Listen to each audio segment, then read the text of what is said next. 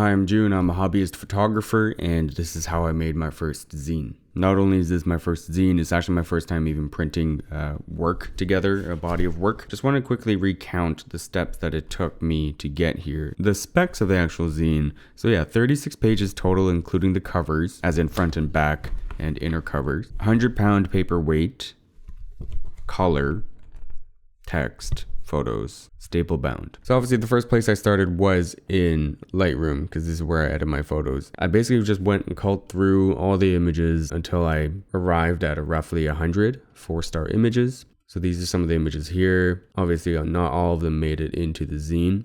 I exported low-res versions of each of these images, so I had 112 files to work with, and then I just popped them open into Photoshop. And this is how I did not only my sequencing, but kind of planning out and structuring the themes and figuring out the theme actually of the zine. It was a very messy process. I don't know if it's the best way to do it. I didn't feel like printing out all these images and then doing it by hand. So 112 images, I think, from Lightroom were exported, and I literally drag and dropped the whole thing into Photoshop. Each of them are on their own layers. And then I began to actually just use the select tool, auto select the layer, and then I can just move stuff around. And this was less about sequencing at this stage and more about groupings. So for me, I realized I was seeing this pattern of, okay, looks like there's a lot of relationships between people or strangers that I'm capturing, a lot of my personal relationships, and this budding theme of isolation and being alone. So from this stage, I was able to discern this zine is probably going to be very relational. And then I also realized that these photos are a reflection of me and my life. So I approached this zine, A Cave Begets a Tree, as practice. Given that this is the first zine of the series, I prioritized completing it and kept my expectations low for both the quality of the photography and writing. Personally, I find my photography and writing to be average and would like to improve the skills as the project progresses. With this free approach, I brought my camera with me everywhere, nearly every day for 3 months, and captured whatever I naturally gravitated towards. I was curious to discover what I would shoot when there were no constraints and expectations. When I live my life naturally and bring my camera everywhere with me, what does my life look like? What themes emerge?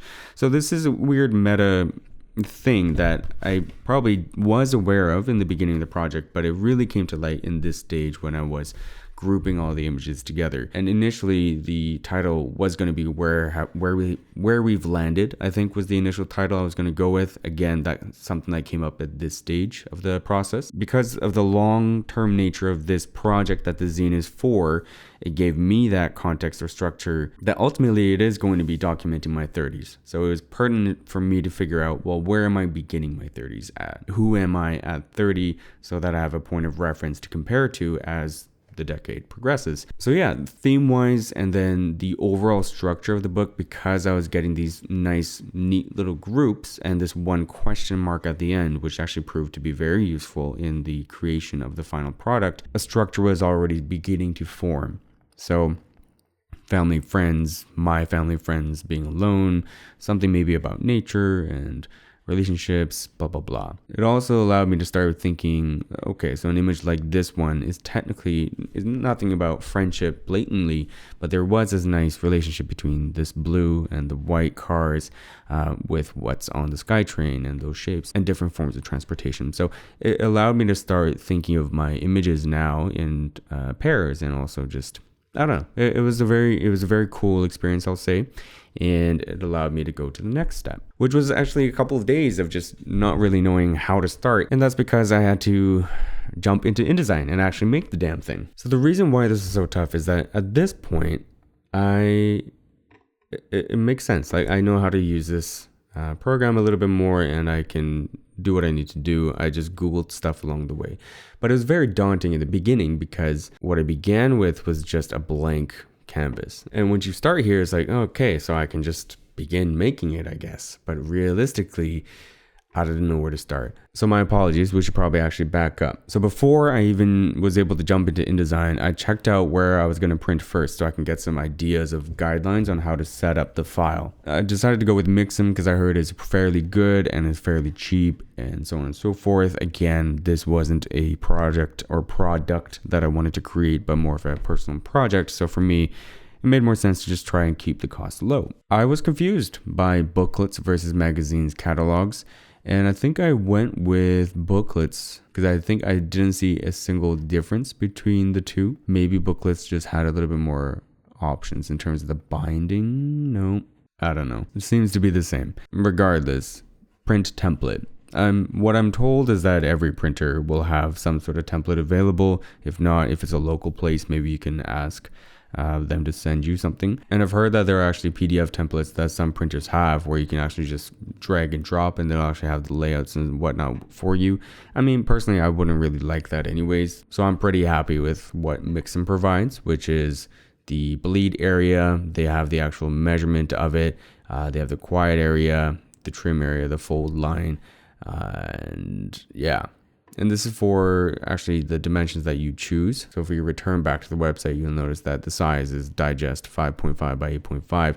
I went with letter, so the version I have is reflective of that, and the measurements change according to maybe they don't. So now that I had that, I felt like okay, I can make this thing now, but I was wrong. Because I put in the inches, I do a rough estimate of 20 pages because I knew I could change that later on. I did facing pages, and then I think for margins I put the quiet area. I think I actually ended up going with millimeters based off of a YouTube video I saw. So I think I went with 10 millimeters on each side. I see that that's bigger than the quiet area, so that gives me some peace of mind. And with bleed, I guess I just went with exactly what they suggested. Once I create that, now we see, okay, I have some healthy margins. I'm well beyond the quiet area and I have my bleed. Now that this is open, I thought I was ready to go. And then I realized I don't know how to design for shit. Then I started to watch a lot of InDesign videos. And I think the layout videos as well as the grids, how to make grids, this was a game changer for me. I also actually didn't know these apparent features, and that's something I highly recommend getting into. And then some specific searches, how to add page numbers in InDesign automatically, even keeping master page numbers always on top of the document because some of the page numbers were going underneath the full bleed photos. So little things that I had to figure out, but the grids definitely helped me because I think in the beginning, literally it was me dragging and dropping and then not even realizing how to resize. So little keyboard shortcut, for example, you can change the size of the frame, and then you can either conform the frame to the photo with, on Mac, it's Alt-Command-C, or you can conform the size to the frame, which is Shift-Alt-Command-C. So little things that are huge time savers in the long run, because in the beginning I was like double clicking it was a nightmare. And then realizing how stupid it was of me to try to just drag the photos in and just figure out a design that way. What I ended up doing was creating a whole bunch of guidelines, again based off of some videos that I saw, and figuring out the exact number of rows and columns was extremely difficult. I still don't know if I have the best thing or setup, but here are my guides. And I just use it basically to ensure that things are consistent in both spacing and just how much of the spread that they're taking up. One thing that I didn't take into account is that if your page numbers are low, so mine was even at 36 total, that's the minimum for perfect binding. But the thing with perfect binding is that when you have a lot of pages, it's only going to go in a little bit. But I think with lower page count, it actually starts folding a lot further in. So when I was trying to do it for perfect bind or for perfect bound, I noticed that my text was going to be in that gutter and disappear. So that's why I stuck with staple binding. But yeah, once I had my grids in place, then it was a matter of just making frames. So again, instead of doing drag the photos in and then resize it, I wanted to create my frames first and then drag my photos in. Now, of course, that's going to change a lot of the aspect ratios of your photos, and that's something that this experience has taught me, is that if I want to keep things in a certain layout, then either I got to figure out and do some math and figure out the correct number of rows and columns, or I just have to be a little bit more flexible sometimes maybe on my images and assume that I might be cropping in a little bit. Who knows? Something like this, for example, I wanted this to be the main image. I'm going to try to retain the original aspect ratio of that, but that's going to sacrifice the aspect ratio of this image underneath. So things to keep in mind for the next time I throw a book together. I think realistically, I'm just going to try to figure out the math so that what is it, 2:3. Aspect ratio is able to fit nicely in, but I don't know. Layouts like these are even fun too with the square photos, but that's in the future. So yeah, at this stage, I would highly recommend figure out your guides, figure out the columns and the rows, and then time-saving keyboard shortcuts. So how to fill the frame, conform images to the frame, how to set up columns with your text. So for example, this is one text box, and if I do Command B, it's a shortcut to then figure out how many columns I want to split it into. So I split it into 2. If I change it, or split into 3. If I change it to 2, it would look like this. So little things like that really helped me now begin to put it together, which is a huge milestone, honestly, because I think that was where I was getting tripped up, is that everything felt inconsistent, kind of messy, and just, I don't know, it didn't really give me something to work with, especially not coming from a design background. So grids, highly recommend. Automatic page numbers helped a lot too, because then I could begin to see, again with spacing, setting up the grid so that there's a margin from the page number, and then make sure that that's not outside of the quiet area. It turned out perfectly. Text is something I think I would have caught if I had done a test print. And so that's something that it would have been so simple to just do a test print to see how big and readable the text was. Because on my screen, it looks like if I go any smaller, or at least for me, it felt that way. It looked like if I went any smaller, then it would be difficult to read. I open this thing up. This text is huge. It's so visually, I don't know. It looks like a children's book to me when I hold it up, because the text is so large. So for me personally, this is a size 11, I believe, font. So yeah, this is the font Minion Pro regular weight size 11 font. So I probably would have gone with 10. Quite ugly, I will say. At any rate, this is the part that probably took me the longest because of the writing component. This was a tricky one to tackle because I basically just wrote out everything in a Word doc, not really caring about word count or anything like that. I basically had a rough outline of all the writing, and then I popped in and then just wrote out everything. I have a lot of rough ideas in here as well. Ultimately, I think I changed everything within the actual file of here, because then I started copying and pasting stuff into there, and then finagling my way to make it look aesthetically pleasing and balanced between the lines, and then also reading it again, realizing some parts don't make sense, editing, blah blah blah blah blah. So that was a little bit tricky. I don't know if I would do it the same way next time. I don't know if there is a proper way of doing that. If you know, please let me know. And then it was just a lot of messing around with how do I want the text to appear, where are some natural breaks, and so on and so forth. This is probably the portion I'm the least confident in, is the writing thing, and I don't know if everything makes sense, but in my mind it does, and it felt good to get it out. So yeah, what's next? So now you've created your file, then it was exporting to PDF. So in my case, I went into File, Export, Adobe PDF, Print. You can see I have a couple of versions there. The front and back cover you can ignore. That was me trying to figure out how to make a spine and realizing, oh, okay, I don't have enough pages for a spine, so what am I doing? I think I went high quality print modified. I clicked on spreads, and the marks and bleeds is something that you have to check. So I think by default this isn't checked, and I had to make sure use document bleed settings, and that results in your final PDF. And I was a little confused as to how to upload this, and if I needed the front and back to be facing each other, because this is ultimately what the cover is. And I had the final page of the last part of this PDF. So I was worried about that, but it was actually very, very simple. So maybe we can even go to Mixam right now. I ordered 6. I did letter, I did satin, portrait, 100-pound text, staple bound, 32 pages, and then added a cover. So that's the extra 4 pages. Also satin, also 100.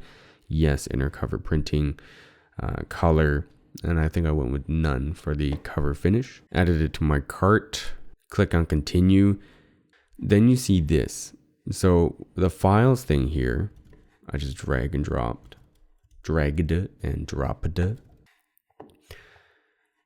the PDF here. Let it sit a little bit. as we wait for this processing, I know I said I'm going to try to get as technical as possible, but I realize I'm not good at InDesign, so I'm just going to recommend that you find specific things. So InDesign guides in YouTube and just watch other people explain it, because they'll do a much better job. InDesign page numbers, things of that nature. InDesign, I didn't really watch a hotkeys or shortcut keys video, I think, but maybe I picked up a couple of ones naturally just watching other people's videos. I apologize. I wish I was a little bit more proficient at it, but it is what it is. All right, perfect. So again, it was this same file. It somehow knows that the outer front cover is this, and then the outer back cover is that, which was the last page here. So that's perfect. It was a matter of going through and just double checking. Okay, are the pages in the correct order? Yes. These spreads are together. Good, good, good. And then and then checking all of that. I think I previewed it a lot. So you can flip through like this. Probably should have realized here that the text was a little bit too big. But anyways, at this point in the process, I just wanted to submit it as soon as possible. They're probably typos, to be honest with you. I didn't really do my due diligence when it came to editing, I think. But yeah, really cool feature, this preview thing. And then you can also click on proof and download the file that looks like this, which just kind of shows all the extra bleed as well. After this, you just go into details. You put in your billing address, the delivery address. You can see my delivery was 16 bucks Canadian, which sucks. You do your payment and then it's done. After that, it was just waiting for it to come, and it came again within 5 business days, and this is the final result, and I am very pleased with it. It's not perfect. I don't have a lot of things to compare it to, but there are imperfections that I've noticed. Inconsistency between the 6 copies in the color of the cover, for example. So I'm left with the impression that it is not of the highest quality, but for someone like me and for the purposes of a project like this, it's good enough. It was perfect. It came in a little nice box and with elastic bands. Anyways, not as structured of a video as I had intended to make, but hopefully it's a little bit helpful. If you have any questions about any details, please let me know in the comments below. I'm more than happy to try to help out, although I'm not an expert. This is just my first time. Would I do this again? Absolutely. I hope to make like 14 more of these, I think is what I'm expecting, and then a final photo book. So hopefully by that point in the project, I will be a lot more comfortable with this printing process and a little bit more confident in my InDesign skills and so on and so forth. If you want to follow along with the project, just subscribe to the channel or hop into my website, and they can hopefully see some blog updates. Falling behind on those, but yeah. And in terms of the zine, I don't think I'm going to sell physical copies because I don't feel ready to really dive into that yet. I might still sell a digital version of this, just the PDF. If you're interested in that. I don't know, it's a very vulnerable piece, so I'm not quite readily, I'm not jumping at the idea of sharing this online with people, but we'll see, and bye.